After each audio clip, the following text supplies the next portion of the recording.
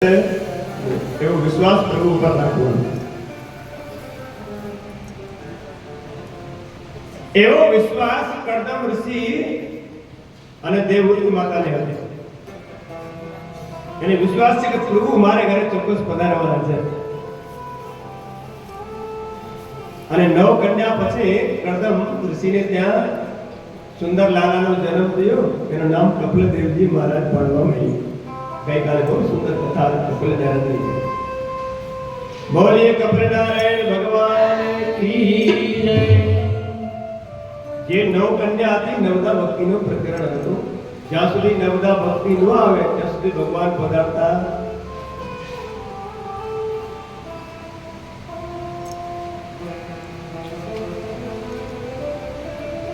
ये स्कंद में सुंदर कथा विदुरजी અને સુરવા મહારાણી પર એની પર કરી.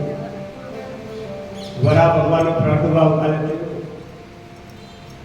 અને આજે તો સુંદર ભાવનાથી સુંદર ભાવની કથા 5 વર્ષની અવસ્થામાં ભક્તિ મહારાજની અવસ્થા.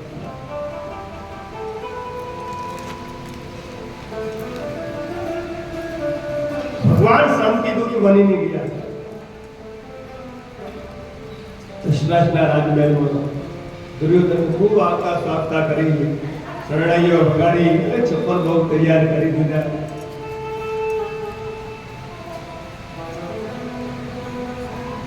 ગેટ સુધી ભગવાનનું સ્વાગત કરવા આવ્યા, મુખ્ય દ્વાર સુધી.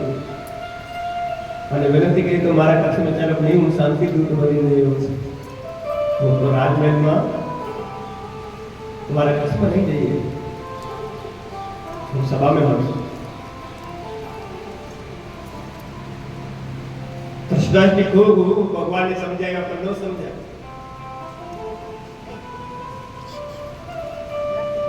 કેમ કે પાંડવો 12 વર્ષનો વનવાસ 13મા વર્ષનો અજ્ઞાતવાસ છે ને ભોગવીને પાછા વળ્યા. તો દુર્યોધન રાજપાટને રહેતા નથી, હળગાર. કૃષ્ણદાસ બોલે એટલે પહેલા દુર્યોધન ઉભા થઈ ગયા કે વિરાટના યુદ્ધને અમને નવથી કાઢ્યા છે. રાજ જોતો તો 12 વર્ષનો વનવાસ 13મા વર્ષનો અજ્ઞાતવાસ ભોગવે પછી આવે. તમારા પાસે બીજો કોઈ ઉપાય હોય તો બોલો, દ્વારકાધીશ. તો અમે કદાચ સંમત થશું. દ્વારકાધીશજી કહેવા લાગ્યા કે ઘડી પર ચોપડિયાને લીધે એના અજ્ઞાતવાસ પૂરો થઈ ગયો છે, પણ દુર્યોધન તું માનતો નથી. એના માટે બીજો પણ ઉપાય મારી પાસે છે. તો 5 પાંડવોને અડધો રાજ્ય આપે તો એને 5 ગામ આપી દે, શાંતિથી રહી શકશે. દુર્યોધન તો ભરી સભામાં હસવા લાગ્યા છે. રાજપાટ કોઈ દાનમાં લેવાની વસ્તુ થોડી છે. અરે 5 ગામ તો બહુ દૂરની વાત, એક સુઈની અડીની જેટલી છે ને ભૂમિ છે ને, દાનમાં નહીં દઈએ. પણ દ્વારકાધીશજી પાંડવોને સાથે સાથે રહીને તમારી બુદ્ધિ પર છે ને મક્કી મારી ગઈ છે. ન તો ગાય ચરાવતા શબ્દ બોલવા લાગ્યા. ભગવાનને ક્રોધ ચડ્યો સાહેબ, કહેવા લાગ્યા દ્વારકાની આટલા લગી તને પ્રેમથી સમજાવતો હતો, પણ પાંડવો તને એટલી માર મારશે અને કોઈ બચાવવા વાળો પેદા નહીં. ફરી સભામાં છે ને દુર્યોધનને પણ ક્રોધ આવ્યો કે મારી સભામાં આવી મને દુત્કારો છો. તમે જો દ્વારકાના રાજા ન હોત, કેવા શાંતિ દૂત બનીને આવ્યો તો મને ભક્તિ કરવામાં નથી. ભગવાન તો હસવા લાગ્યા છે કે જેનો સ્વાગત કરવા માટે તમે દ્વાર સુધી આવ્યા છે, બંદી બનાવશો. દુર્યોધન પ્રયત્ન કર, સેનાપતિને આજ્ઞા કરી જાઓ, આ દૂતને બંદી બનાવવા નથી. બંદી બનાવી ચાલુ કરતા તો ભગવાને વિરાટ સ્વરૂપ ધારણ કર્યો. આજે વિરાટ સ્વરૂપ ધારણ કરતા બધા સિંહાસન ઢોળવા લાગ્યા, રાજમહેલ છે કસ્તુરી થવા લાગ્યો. આજે બધા ત્રાઈમામ કરવા લાગ્યા. વિષ્ણુ પિતાને આજે દ્વારકાધીશને વિનંતી કરવા લાગ્યા કે આ દ્વારકાધીશને ક્ષમા કરો. એની તરફથી હું ક્ષમા યાત્રા માંગુ છું, હું ક્ષમા પ્રાપ્તિ. ભગવાનનો સાહેબ એક કામ છે, ઘડીકમાં ક્રોધ કરતા નથી ને ક્રોધ કરી જાય પછી ઘડીકમાં શાંત થતો નથી. ભગવાનને ઘડીકમાં ક્રોધ આવતો નથી અને આવી જાય ઘડીકમાં શાંત નથી. વારંવાર ક્ષમા યાચના વિશે તમે માંગુ. ભગવાન પોતાના સુખના સ્વરૂપમાં આવ્યા, ચાલવા મળ્યા ત્યાં તો દુર્યોધન હાડા ઉભા રહી ગયા. મારાથી બહુ મોટી ભૂલ થઈ છે, મને ક્ષમા કરો દ્વારકાધીશ. અમે 56 લોક તૈયાર કરી રાખ્યો છે, મને ઘરે ભોજન કરતા. ભગવાન બોલ્યા પડે શુક્રાચાર્ય કૃપાચાર્ય દ્રોણાચાર્યને વિસ્મિતાબેન ખૂબ આગ્રહ કર્યો કે મારે કચ્છમાં ચાલુ કે નહીં, મારે બીજા કેમ કે દ્વારકાધીશજીને સમાચાર મળ્યા ને, વિદુરજીને સુરવા આવ્યા દર્શન કરવા અને છેલ્લે એ ઉભા હતા અને ભગવાનને એને દૃષ્ટિ આપી અને મનથી સુરવાને આમંત્રણ દઈ દીધું કે હે દ્વારકાધીશ મારે ઘરે ભોજન કરવા માટે પધારજો. ભગવાન સ્મિત કરવા લાગ્યા. પાતિ પ્રેમમાં અને અતિ ક્રોધમાં જીવાત્માને શરીરનું અનુસંધાન કરી નહીં. શું કરવું, કેવી રીતે કરવું, કેવું કરવું, નાનમાન ભગવાને મારો મનથી કીધું કાકી ચોક્કસ તમારે ઘરે આવું. સંધ્યા સમય છે, વારો પાણી કરી લીધો છે વિદુરને સુલવાને અને ભાઈ આ તમે કરતા લઈ રમઝટ ભરાવતા હતા ત્યાં તો દ્વારકાધીશ આજે સોનાનો હક લઈ ગંગા કિનારે જ્યાં પૂજ્યા કાકા અને કાકી રહેતા હતા અને ડેલી કકડાવા લાગ્યા, હે કાકી હું આવ્યો છું, હે કાકી હું આવ્યો છું. સાંભળે છે બે જણા કરતાલો લઈને કીર્તન કરવા લાગ્યા.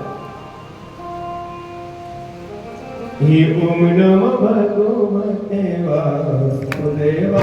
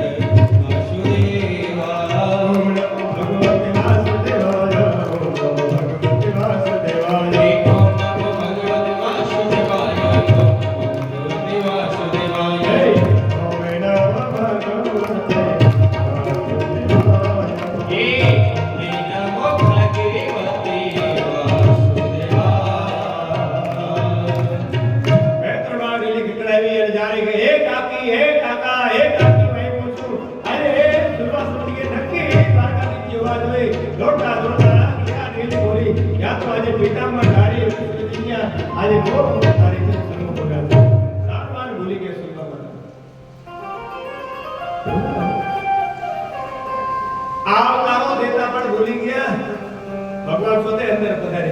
કેમ જ્યાં પ્રેમ હોય ત્યાં આવતારાની જરૂર ન હોય સાહેબ. જ્યાં આગાર લાવવા સાંભાર ભૂલી ગયા. ભગવાન પોતે અંદર પધાર્યા. આસન દેવાનું પણ કેન્સર છે. આસન દેતા પણ ભૂલી ગયા. ધર્મનું આસન લઈને પ્રભુ પધાર્યા. ત્યાં તો કાકા અંદરથી નીકળી આવ્યા. પ્રભુ અહીંયા પ્રણામ. હા કાકા પ્રણામ. હે કાકા એ કાકી બીજી વાત બધું પછી ખાવાનું તો આપો, બહુ જોરની ભૂખ લાગી છે. સુરવા મહારાજને કહેવાય શું તો ખાવાનું હોય તો અરે એ છપ્પન બહુ તૈયાર કર્યો તો દુર્યોધન ત્યાં જમીને નથી આવ્યા. ભગવાને બહુ સુંદર જવાબ આપ્યો છે. હે કાકા એ કાકી જેના ઘરનું તમે ન ખાઓ તેમના ઘરના હું ક્યાંથી કહીએ. કેમ કે ધૃતરાષ્ટ્રને વિદુરજી માટે એક ગાળા ભરી સામગ્રી મોકલી ગંગાના કાંઠે ટોટિયા ઉપર. વિદુરજીને કીધું મારા ભાઈની સામગ્રી મોકલી છે લઈ લ્યો. એક મિનિટમાં ના પાડી દીધી સુરવા મહારાજ. એવા પાપીના ઘરમાં હવે મારે આટલું ખાવું મારી પર મતી છે. કેમ કે જેવો ખાઓ અન્ન તેવો થાય મન, જેવો પીવો પાણી તેવી થાય મન.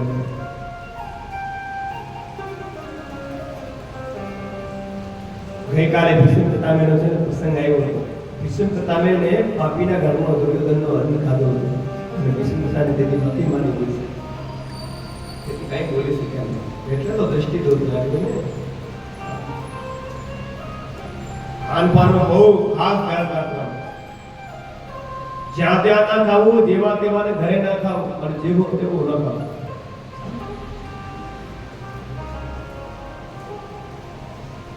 ખાનપાન તો છે એટલે તો સ્વભાવ બગડે છે બોલું પહેલા તો એવા નહોતા હવે તો ખાનપાનનું ખાસ ધ્યાન રાખે એ બગડે એટલે ધીરે ધીરે બધું બગડે એટલે આપણે પુષ્ટિ બારામાં કેટલી સામગ્રીનું નામ છે ને આમ ગુપ્ત રાખ્યા છે કોઈ ખબર જ ન હોય વેલવાની સામગ્રી છાંટવાની સામગ્રી ધારવાની સામગ્રી કોઈ ખબર જ ન હોય એટલે ગુપ્ત ભાવ કેમ કે ખગ જાને ખગની ભાષા આંતરિક ભાવ તો સમજી જ ન શકે ખાનપાનનો ખાસ ધ્યાન રાખે એક મિનિટ સમજી ગયા છે કુટિયામાં કઈ હતી એક સાવડીને કેળા પડી અને કેળા ચીલી અને છાલ દેતા જાય અને સાર નીચે પાડતા જાય ભગવાન છાલ આરોગતા જાય ને બખાડ કરતા જાય વાહ કાકી આજ તમે બહુ સુંદર ભોજન કરાવ્યું અને વિદુરજી જોતા જાય વાહ આ ગાંધી શું કરે છે આ છાલ કહીએ છે તમે આરોગો છો ને બખાડ કરો આ બે કેળાની છાલમાં કેટલો સારો ભગવાન કહેવા લાગ્યા કે કાકી આનાથી કઈ છે ને મારું પેટ ભરાય નહીં મને બહુ જોરની ભૂખ લાગી બીજું કઈ હોતું આપો હવે તો કઈ હોતું નથી ભગવાનની દ્રષ્ટિ છે ને એક ચૂલા પર પડેલી હાંડી પર પડે અને નક્કી કરી દીધું હવે કઈ કશે અને દોડવા માંડ્યા અને દોડતા સાથે હાંડી પાસે બહુ જોયું તો છે તાંજરી થોડી બાજી હતી અને જમણા હાથેથી ઉપાડી ડાબા હાથ પર રાખી અને એટલા વર્ષોના ભૂખ્યા આવતું આરોગતા જાય અને વગાડતા જાય વગાડ કરતા ને વાહ કાપી આજ તમારે ઘરે દેવાબેને ભોજન કર્યા છે દેવાબેન ભોજન કર્યા આજે વિદુરજી શ્રીમાન દુષ્કે રડી પડે વાત ભગવાન કોઈ વસ્તુના ભોગતા નથી સાહેબ ભગવાન તમારા ભાવ અને પ્રેમના ભોગતા છે તમારે અંદર ભાવ કેવું છે વસ્તુ થોડી મહેતા છે વસ્તુથી પ્રસન્ન થાય એ જીવાત્મા છે અને જે ભાવ અને પ્રેમથી પ્રસન્ન થાય એ તો પરમાત્મા છે એ પરમાત્મા તમારે વસ્તુ સાથે સાથે ભાવ અને પ્રેમ કેવો છે એ મહત્વ છે એટલે જ કીધું હે કે હું તો પ્રેમ કે કસમે તાઉં और माया के हाथ में आऊं એવા શ્યામ બિહારી એવા કુંજ વિહારી ભગવાન પ્રેમના ભાવનાનો મૂક્યા છે વસ્તુના થોડી છે એટલે કીધું સૌસે ઊંચી પ્રેમ સગાઈ સૌસે ઊંચી પ્રેમ થોડી વાર ગુનગુનાવી એ સૌસે ઊંચી પ્રેમ સગાઈ સૌસે ઊંચી પ્રેમ સગાઈ દુર્યોધન કી મેવા ગાવી દુર્યોધન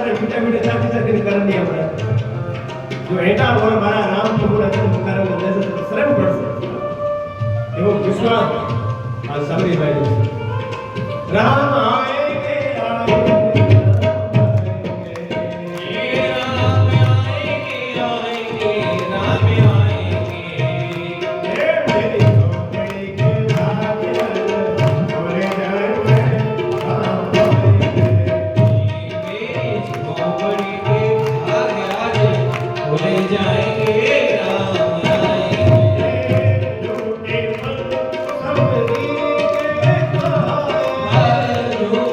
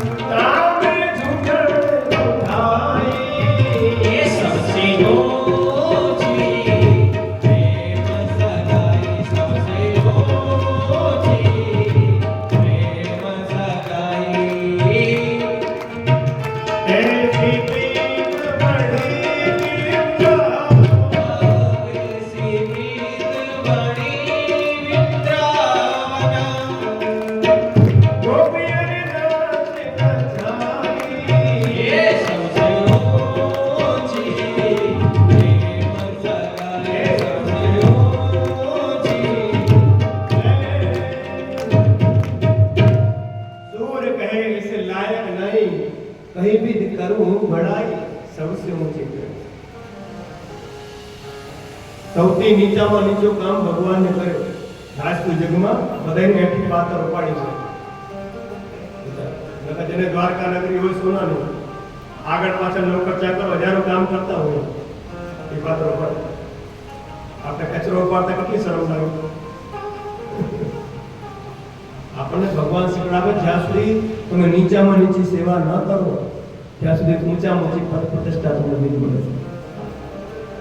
એ તો ભગવાન જણાવે છે. મારા બ્રજમંડળમાં જાઓ, સેવા કુંજમાં નિધવનમાં ઊંચા ઊંચા ઘરાનાના વૈષ્ણવ જેને ઘરે 5-5 10 નોકર લાગી જાય છે કચરા પોતા કરવાના, રસોઈ કરવા, પોતાના ઘરે કામ કરતા નથી. એ બ્રજમંડળમાં સેવા કુંજમાં નિધવનમાં ગુવારી સેવા કરે છે. અને આપણા સગનને ભાગ માન્યું છે કે અમે જો આજે કચરા પોતા કરીએ તો કદાચ મારો બ્રજનો વાસ થશે. એ તો સેવા છે. પોતાનો સગન ભાગ માન્યું છે. આજે પણ આપણે વિષ્ણુ સત્સંગના મનોરથ કરે ને કોઈ, ભલે 1000 માણસ જમાડે તો ભલે, 5000 જમાડે તો ભલે, જ્યાં સુધી 5 પાતાની એઠી ન હોતા ઉપાડે ત્યાં સુધી મનોરથ થતો ત્યાં સુધી મનોરથ પૂરું કરે જ નહીં. અને ગમે એવું કરો પછી કેમ ન એવો ભાવ છે. દ્વારકાધીશજીના ભાવથી એ ઉપાડવી પડે છે તો એને મનોરથ કરવો થાય, બાકી અધૂરો તો દીનતા આવે. એ દીનતા નથી. નકરા તમારા તો ખાવાનો ભૂખો થોડી છે, બધાને ઘરે દાળ રોટી છે ને. આ તમારા બ્રજવાસીઓ અને આ સંગીતકારો બિચારા કે શાસ્ત્રીજી અમે તમારા ઘરે ઘણી કથા કરે છે. તમારે ઘર જોયું ગાલવાનું બતાવી દઈ, બાપ પ્રસાદ ઘરે જોડાવે કે આવી ભલે મોડો થાય, કાયમ વેટ કરાવો તો તમને અમે વેટ કરાવું. એટલે આ કથા 3 ને 5 ચાલુ થઈ. કાયમ વેટ કરાવો તમે તો કરાવી દે. ऐसी प्रीत बड़ी वृंदावन गोपियन नाच नचाए. क्या गोकुल गामना राजाનો છોકરો વિચાર, ક્યાં ગોવાળી ભણેલા ગણેલા નતા ને સાહેબ,